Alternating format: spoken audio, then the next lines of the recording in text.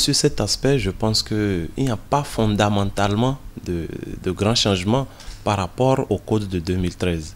C'est-à-dire que déjà, lorsqu'on prend la question des bulletins de vote, vous avez des bulletins qui vont être confectionnés comme cela se faisait par bloc de 50 numérotés, c'est-à-dire et la souche et le bulletin sont numérotés pour permettre d'éviter la fraude.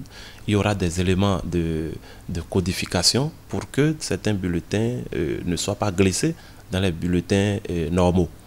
Il y a également que le processus d'identification et d'authentification des bulletins se passera toujours dans les postes de vote, c'est-à-dire qu'avant qu'on ne commence le vote même, un électeur va prendre un bulletin qu'il va cacheter au dos de façon aléatoire, de façon arbitraire, et ce qu'il va faire va être reporté sur tous les bulletins qui sont dans le bureau, de sorte qu'un bulletin ne puisse pas venir d'ailleurs pour venir être utilisé dans le bureau de vote.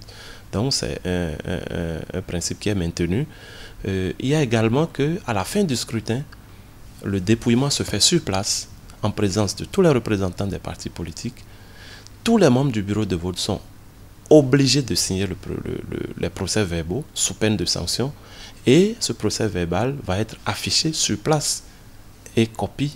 Il y aura suffisamment de copies pour les représentants des partis politiques. Et lorsqu'ils vont quitter le bureau de vote et aller vers l'arrondissement pour la centralisation, eh bien, le même schéma aura lieu.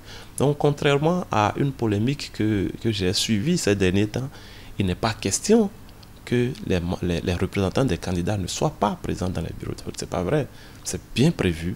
Je pense bien aux articles 103 et 104 du code électoral actuel que les représentants des candidats et des partis seront présents dans les postes de vote et ils auront droit à des copies des procès-verbaux et des feuilles de dépouillement à la fin du vote. Donc c'est autant d'éléments qui permettent quand même de garantir une certaine crédibilité, une certaine transparence du vote.